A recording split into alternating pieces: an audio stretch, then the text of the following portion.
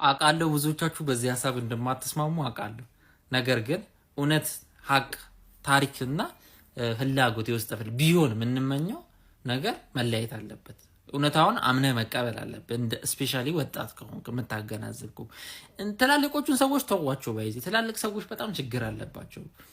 አሁን እኛ እናወራ እንደ ወጣት ማለት ነው። ማን እውነቴን ነው የምልህ ማለት ነው። ከጀርባ ያለው ሰው ከልጅነቴ ጀምሮ መጥፎ ሰው እንደሆነ አንተም እንደዛው ነው የሚሆነው። ኢትዮጵያ እስኮንክ ድረስ በጣም ጨካኛ ረመኔ እንደሆነ አርግን ተስሎብን ያደግ ነው እና ይከብዳል ይሄን ነገር ለማወጥ። ግን እኔ ከፍ ብዬ ሂስትሪን ስመለከት ወደ ኋላ ይሄ ሰው ያደረገው ነገር 90% ሌሎች ክርስቲያን ኢትዮጵያ ነገስታቶች ካደረጉት ነገር የተለየ ነገር ያደረገው ነገር የለም። ይሄ ሀቅ ነው። በቃ ልንካካድ አይገባም። የምሬን ነው። አዎ እያወራ ያለው ስለ አህመድ ግራኝ ነው። ቤተክርስቲያን አቃጥሏል፣ ብዙ ክርስቲያኖችን ገለዋል፣ ብዙ መጽሐፍቶችን አቃጥሏል አህመድ ግራኝ ማለት ነው። ነገር ግን ከቤተክርስቲያን ፐርስፔክቲቭ እባካችሁ ውጡ አንዴ። ቤተክርስቲያኗ ልትል አንተ ጠላትህን ሊያጠፋ ሊገልህ ሊያቃጥል የሚሞክረውን ሰው እንደማታሞግስ እንደማታደንቅ መጥፎን እንደምታወራ ሁሉ ነው ቤተክርስቲያኗ ያን የምታወራው። ቤተክርስቲያን ሊያጠፋ ስለነበር ጥሩ እንድታወራ አትጠብቅ። በጣም ደደሞ ልክ ነች። ገብቶሃል እንዴ? እና ታሞግሰው እና ከቤተክርስቲያኗ ፐርስፔክቲቭ ሆነ የምታይ ከሆነ እባክህ አሳልፈው። በቃ ይብራብኝ እውነት። ይህን ሰውዬ እንደ ሂስትሪ የምናየው በቃ ጀስት ላይክ አንድ አምደ ጽዮን ደግሞ እውነቱን እናውራ ከተባለ ይሄ ሰውዬ ያደረገው ነገር አምደ ጽዮን ያደረገውን ነገር ምንም ይል ዘርዓ ያዕቆብ እንደውም ያደረገው ይበልጣል። እውነት እናውራ ከተባለ ማለት ነው። በሌሎች ላይ ያደረገው ዘርዓ ያዕቆብ ይበልጣል። አፄ ዮሐንስ በወሎ ሙስሊሞች ላይ ካደረገው ነገር ምንም ይለይ ነገር የለም።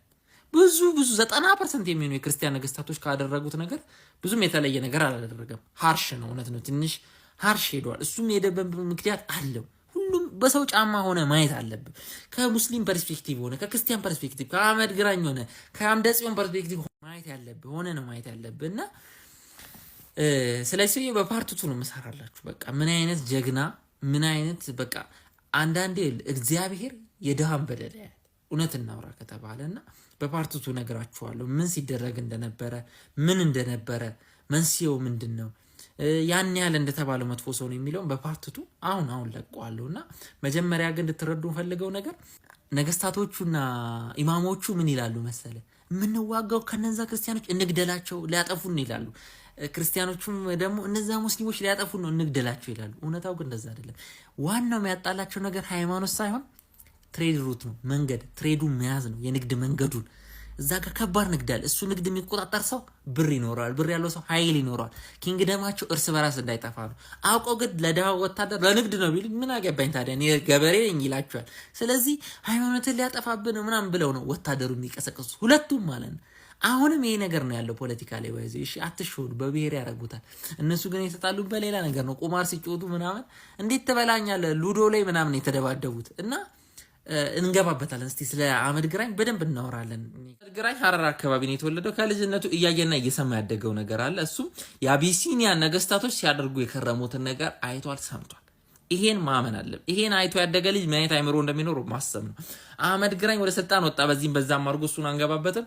ከስልጣን ከወጣ በኋላ ውስጡ ያለውን ችግር ነው ያስተካከለው። ውስጡ ከወጣ በኋላ ደግሞ ጎረቤቶቹን አፋር፣ ሶማሌውን አይስማማም። ሀዲያ፣ ዳውሮ ምናምን ሁሌ ዋጉ ነበር። በቃ ይህ ሰውዬ ሄደና አሰባሰባቸውን። እኛ እኮ ሙስሊሞች ነን፣ እስከ መቼ እኛ አቢሲኒያ ነገስታቶች እየወጉን ብሎ አውቆ እስልምናን ተጠቀም። በጣም ብልጥ ሰው ነው። ማን ይህ ሰው ስማርት ሰው ነው። በጣም ተጠቀመ ይሄንን ታክቲክ።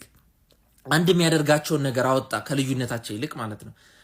ይሄን ሁላ ክላል እኚህ ስንት ሺህ ዓመት ያልተስማሙ ክላሎችን አስማምቶ ዘመተ ወደ ፊት ለፊት። ከዛ በፊት ግን ኢንተርናሽናል ሄዶ ከኦቶማን ኢምፓየር ብዙ መሳሪያ ወስዷል።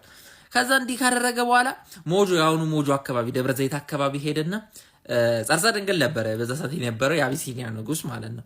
ጸርጸ ድንግል እንትላለውና እና ያለው በቃ እና ያለውና ቆለጥ ያረግ ቆለጥ ማለት ነው አንድ ነገር ማለት ነው።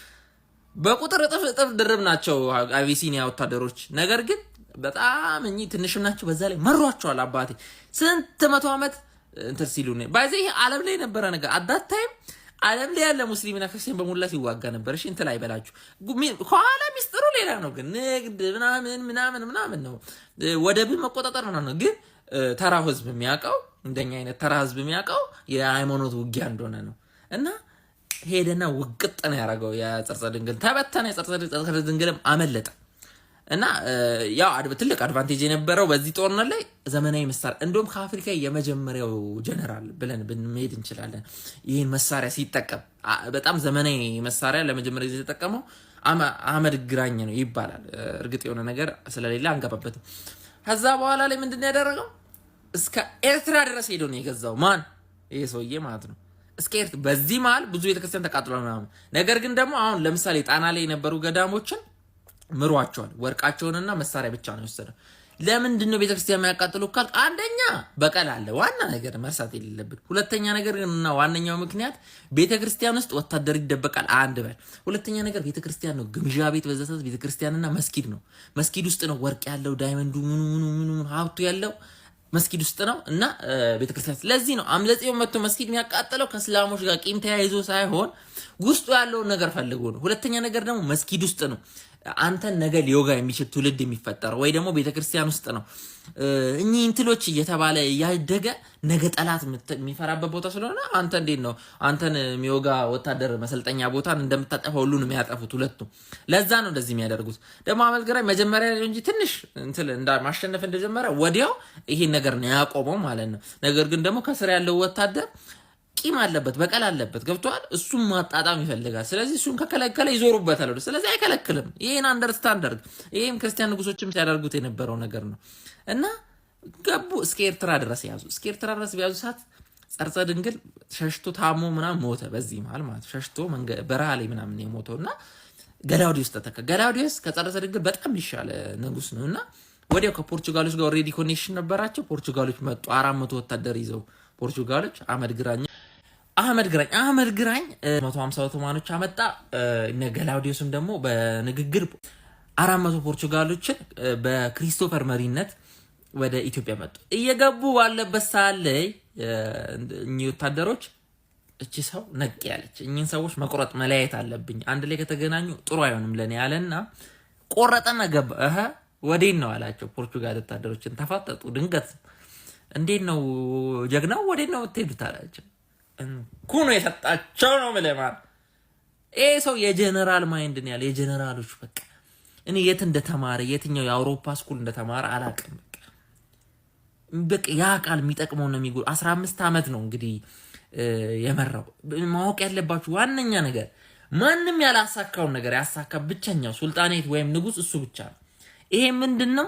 እኚህን 4 ጅቡቲ፣ ኤርትራ፣ ኢትዮጵያ እና ሶማሊያ የሚባሉ 4 አስቸጋሪ ሀገሮችን አንድ ላይ አድርጎ የመራ ብቸኛው ንጉስም ሆነ ሱልጣን በዓለም ታሪክ እሱ ብቻ ነው። እና ቆላቸው 120 ብቻ ነው የተረፈው ከፖርቹጋል ወታደሮች። ማን 120ዎቹ ግን ከገላውዲዮስ ጋር ተገናኙ።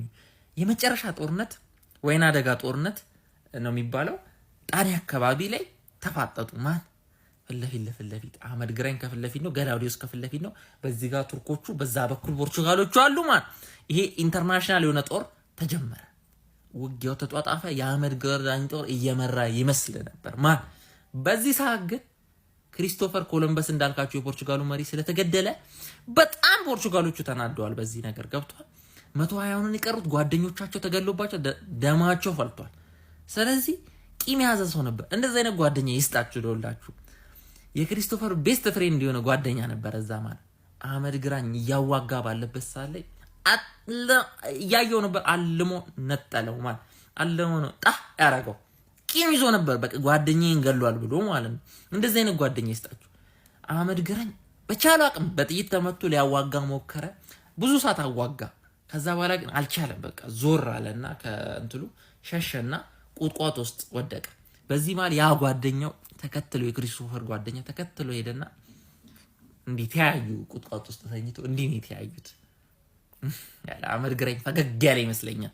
ወስዶ ጠበስ ፖርቹጋል ሰው ጠበሰችው። ይሄን ጀግና ስንት ሰው ያንቀጠቀጠ ሰውዬ ጠበስ ነው ያደረገው። ከዛ በኋላ ይሄው የኢትዮጵያ ሙስሊሞችና ክርስቲያኖች አደብ ገዙ። ፈጣሪ ይመስገን። ይሄው ሰላም፣ ይሄው ስንት መቶ ዓመት ሰላም። እነዚህም ወደ ቤታቸው ተመለሱ። እነዚህም ሁለቱም ተንኮታኮታ፣ አቅማቸው ኢኮኖሚያቸው ወደቀ። አሁንም ቢሆን ይሄን ነው ማወቅ ያለባችሁ። ከዛ በኋላ ሌላ ነገር መጣ ከኋላ እንደውም ማለት ነው። ሁለቱም እኚህም ወደ ሀረራቸው ተመለሱ። አርፈው ግንባቸውን ሰርተው ቁጭ አሉ። እነዚህ ለራሳቸው ተንኮታክቶ ዘመነ መሳፍንቱላ በዚህ መንኮታኮት ኬዝ ነው የመጣው። ተንኮታኮቱ ገና ካቶሊኮች ፖርቹጋሎች መጥተው ካቶሊክ ካልሆናችሁ አላቸው። በቃ ሁለቱም ስርዓት ያዙ። በቃ ለምን በጣም ጦርነቱ ሁለቱንም ነው የጎዳውና ሁለቱም አርፈው አደብ ገዝተው ቁጭ አሉ። ይሄው እስካሁን በሰላም እየኖርን ነው፣ ተከባብረን እየኖርን ነውና ኮመንት ሴክሽን ላይ የሙስሊምና የክርስቲያን ካረጋችሁት በጣም ነው የሚደብረው ማርያምን በጣም እና እናንተ በቃ የአዳሎችና የአቢሲኒያ ጦርነት ነው ይሄ።